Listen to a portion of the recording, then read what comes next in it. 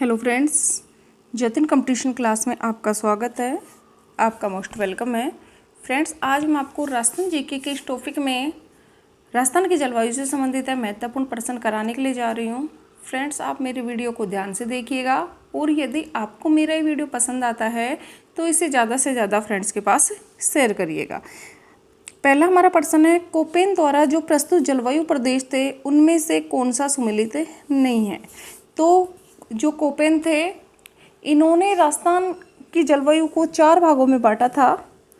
उन 4 भागों में से जो ऑप्शन नंबर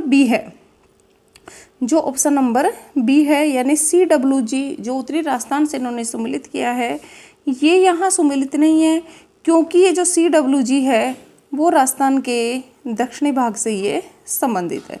तो ऑप्शन नंबर जो बी है वो इस क्वेश्चन का हमारा बिल्कुल सही उत्तर होगा।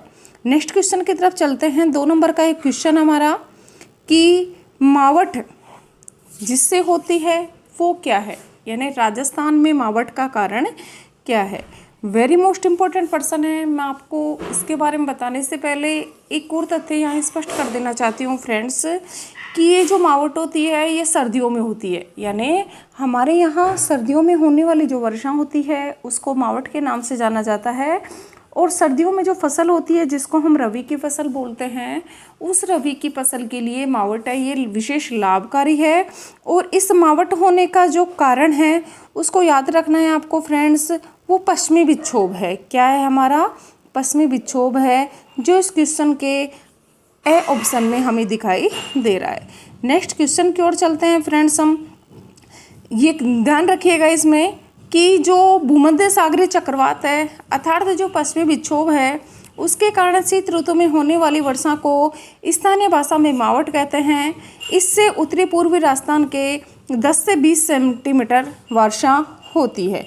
नेक्स्ट क्वेश्चन है 3 नंबर का, राजस्थान का सबसे आर्द्र जिला कौन सा है। राजस्थान का सबसे आर्द्र जिला कौन सा है? तो फ्रेंड्स ध्यान रखिएगा कि राजस्थान में सबसे जो आर्द्र जिला है वो झालावाड़ है। कौन सा है राजस्थान का सबसे आर्द्र जिला? झालावाड़ है, जो ऑप्शन नंबर द में हमें दिखाई दे रहा है कि झालावाड़ में है वो सर्वाधिक वर्षा होती है। 3 क्वेश्चन हमने पढ़ लिए हैं। चौथे क्वेश्चन की ओर चलते हैं हम फ्रेंड्स कि राजस्थान में जो औसत वर्षा होती है वो कितनी होती है। तो ये वाला जो क्वेश्चन है ये भी हमारे लिए विशेष इम्पोर्टेंट है। और ये औसत वर्षा है लगभग हर साल चेंज होती रहती है, तो आपको याद रखना है।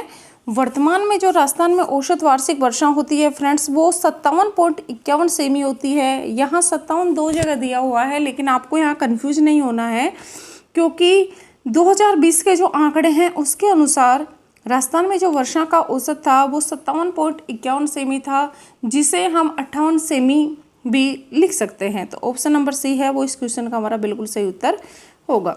नेक्स्ट 5वें क्वेश्चन की ओर हम चलते हैं फ्रेंड्स।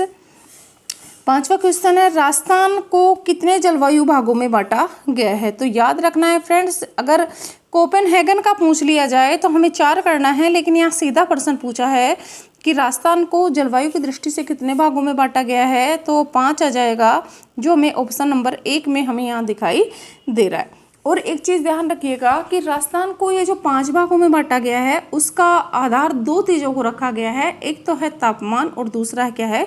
वर्षा।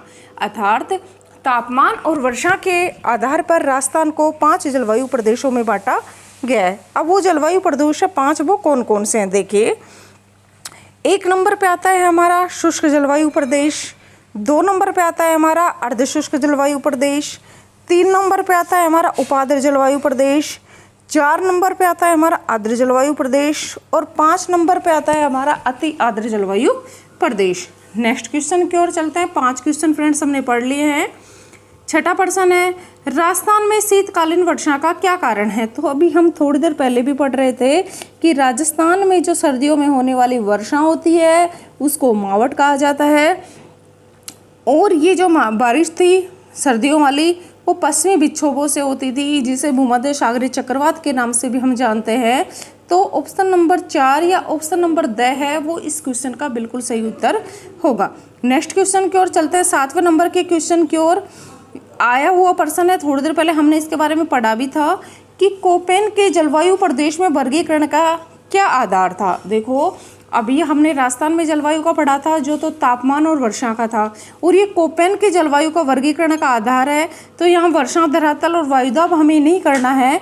इस क्वेश्चन का जो हमें आंसर करना था वो वनस्पति आएगा कि कोपेन ने अपने जलवायु वर्गीकरण में जो आधार बनाया था वो किसको माना था, वनस्पति को, जो ऑप्शन नंबर 4 में हमें यहाँ पर दिखाई दे रहा है। नेक्स्ट क्वेश्चन की ओर चलते हैं हम, 8 नंबर के क्वेश्चन की ओर।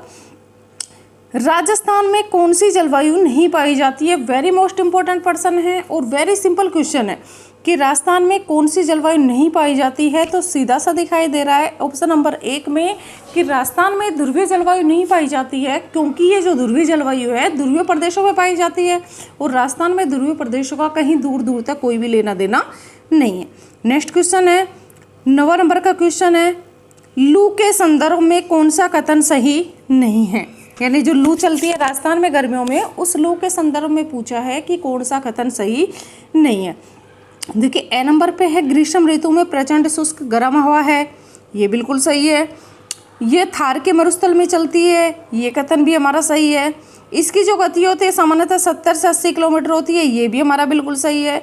तो इस क्वेश्चन का जो सही उत्तर होगा फ्रेंड्स वो होगा ये एक स्थायी पवन है, जो ऑप्शन नंबर 2 में हमें दिखाई दे रहा है। नेक्स्ट क्वेश्चन की ओर चलते हैं फ्रेंड्स, हम 10 नंबर का क्वेश्चन है, राजस्थान का सबसे गर्म जिला कौन सा है? तो फ्रेंड्स आपको यहाँ याद रखना है कि राजस्थान का जो सबसे गर्म और जो सबसे ठंडा जिला है वो एक ही है फ्रेंड्स, और उस जिले का नाम है चूरू। क्या नाम है उसका? चूरू, जो ऑप्शन नंबर 6 में हमें यहाँ पर दिखाई दे रहा है। फ्रेंड्स हमारा हर क्वेश्चन है एग्जाम की दृष्टि से वेरी मोस्ट इंपॉर्टेंट है। आपको किसी भी क्वेश्चन को बीच में स्किप नहीं करना है, वीडियो को बीच में आपको नहीं छोड़ना है। यदि आप एग्जाम में सफल होना चाहते हैं तो इस तरह के जो छोटे छोटे वीडियो डलते हैं इन्हें पूरा अवश्य देखें। 11वें नंबर के क्वेश्चन की ओर चलते हैं हम, राजस्थान में सर्वाधिक दैनिक तापांतर वाला क्षेत्र कौन सा है? वेरी मोस्ट इंपॉर्टेंट क्वेश्चन है फ्रेंड्स ये कि राजस्थान में जो सर्वाधिक दैनिक तापांतर वाला क्षेत्र है वो पश्चिमी क्षेत्र आता है, और यदि यहाँ जिला पूछ लिया जाए तो हमें जैसलमेर करना है, और जो हमें बी नंबर के ऑप्शन में ये आंसर हमें दिखाई दे रहा है।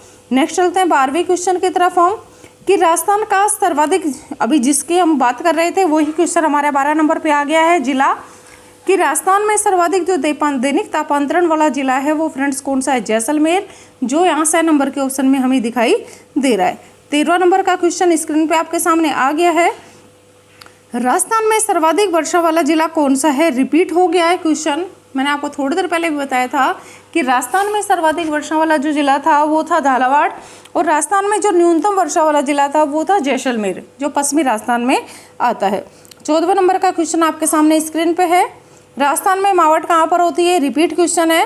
राजस्थान में जो मावट होती है वो पश्चिमी ठंडी हवाओं से होती है, और जो शीतकाल में वहाँ हमारा भूमध्य सागरीय चक्रवात और पश्चिमी विक्षोभ था, और यहाँ पश्चिमी ठंडी हवाएं हैं, वो इस क्वेश्चन का बिल्कुल सही उत्तर होगा।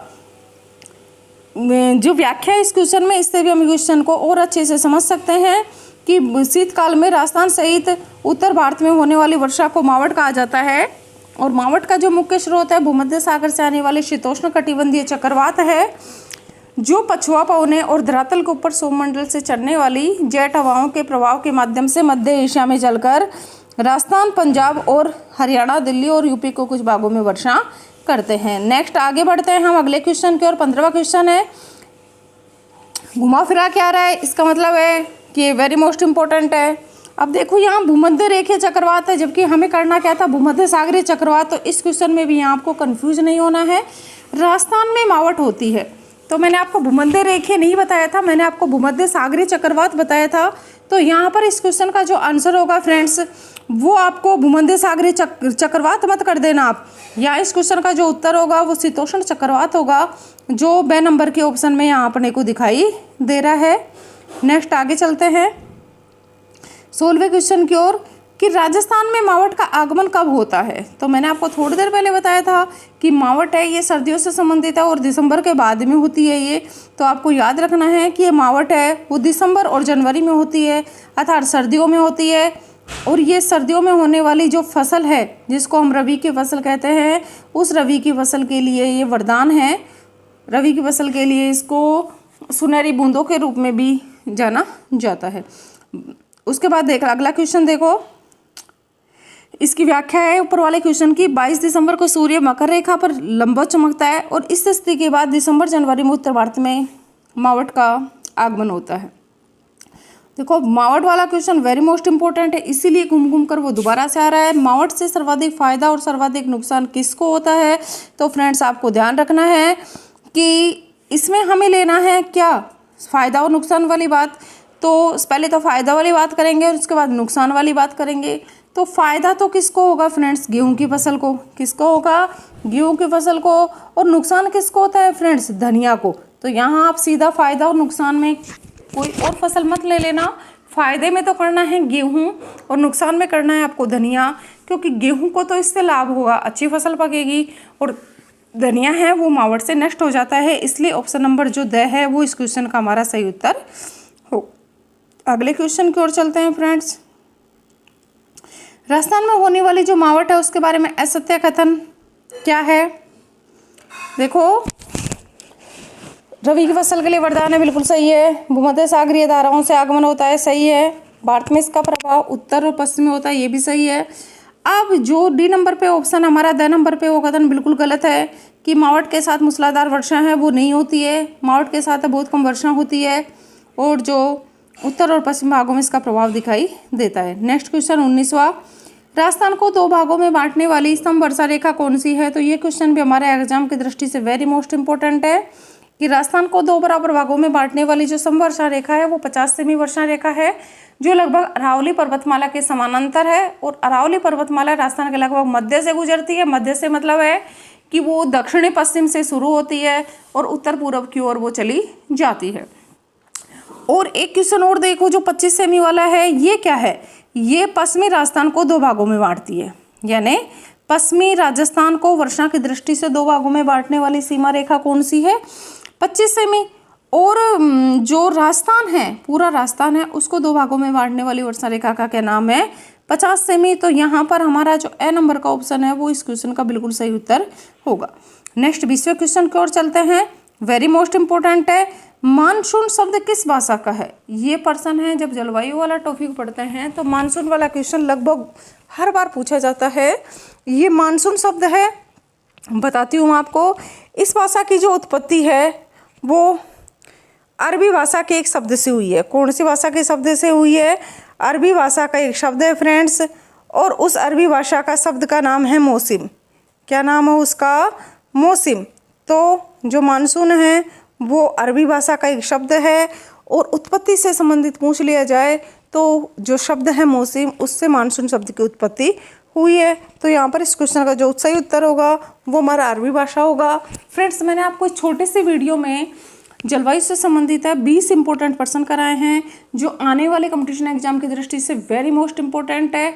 आप मेरे साथ वीडियो के एंड तक बने रहे, इसके लिए आपका बहुत बहुत धन्यवाद। और आगे भी आने वाले मेरे वीडियो आपको इसी तरह से मिलते रहेंगे। इसके लिए आप प्लीज़ सबसे पहले मेरे चैनल को सब्सक्राइब करिए, और यदि आपको मेरे वीडियो पसंद आते हैं तो आप इसे ज़्यादा से ज़्यादा फ्रेंड के पास शेयर करिए। Thank you very much.